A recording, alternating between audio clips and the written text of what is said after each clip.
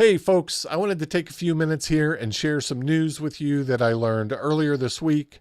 I've not seen any other ham radio outlets really speaking about this, so I thought I'd take a minute to share. And this is the sad news that Kevin Mitnick, November 6, November Hotel Golf, has become a silent key. Now, if you grew up in the 80s or 90s, you very well may remember the name Kevin Mitnick. If you were involved in technology and computers during that period, you will most certainly remember that name. Kevin had some pretty dubious titles that he earned during that period. He was considered the most wanted computer criminal in U.S. history, and he also was considered the world's most famous hacker. Now, whether or not we would consider his exploits to meet that bar today really doesn't matter. The fact is, at this point in time, and with the way that folks like the New York Times sensationalized his exploits and his activities, it really created this level of hysteria around Kevin that was unprecedented. To give you an idea of what I mean, when he was eventually caught, he was at large for about 2 years evading the FBI.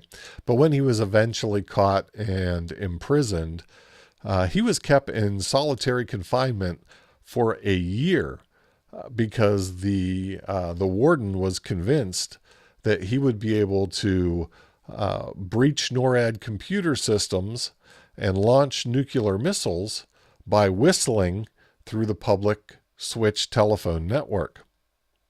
It was just kind of this level of hysteria that today we can look back on and kind of see how ridiculous it was. He did serve 5 years in prison. He was eligible for parole at that time.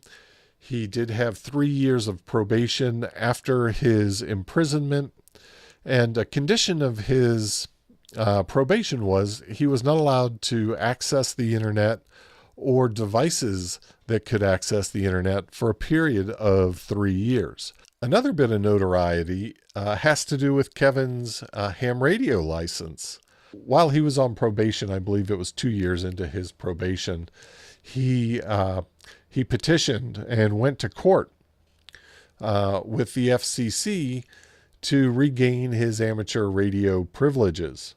So he used to joke and quip that he had the most expensive ham radio license that there ever was. He paid somewhere north of $16,000 in legal fees to make his case to the FCC and ultimately get his radio privileges back.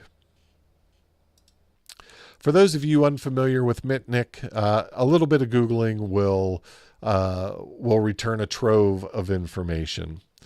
So you'll learn that there was a movie created about his capture. It is an interesting story. He was caught by another hacker working with the authorities. They got into a bit of a hacker dispute.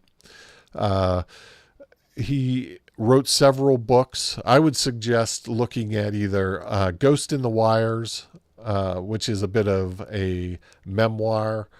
The subtitle is My Adventures as the World's Most Wanted Hacker, or The Art of Deception, which really covers the people problem from a security perspective. And most people will agree that Mitnick's greatest skill was that of social engineering. And that's really what that book deals with. In his rehabilitated life, he had many successes. He started a successful cybersecurity firm.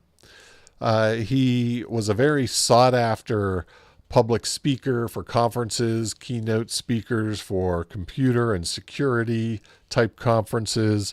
He showed up on many TV programs. One of the ones I used to watch back in the day was Leo Laporte's Screensavers. He was a guest on Screensavers multiple times. Maybe his most successful venture is being part of a company called KnowBe4.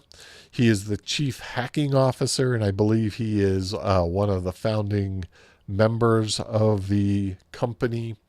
It is a email security platform that deals with identifying phishing emails and other problematic emails. And a large component of that is corporate training to help employees spot and identify phishing attempts and spear phishing attempts. So quite good stuff and very popular. So regardless of your opinions on Mitnick, I think he was an important figure on both sides of the security fence. I think it says a lot about his love for ham radio, that he was willing to fight the FCC and spend thousands of dollars to legally obtain his amateur radio privileges again. I think he's an interesting character, right? He's an interesting figure in technology's history. And I think there is something for each of us to learn by just looking back at that history. So again, Kevin Mitnick, silent key at the age of 59. Okay, folks, thanks for watching, and we'll see you next time.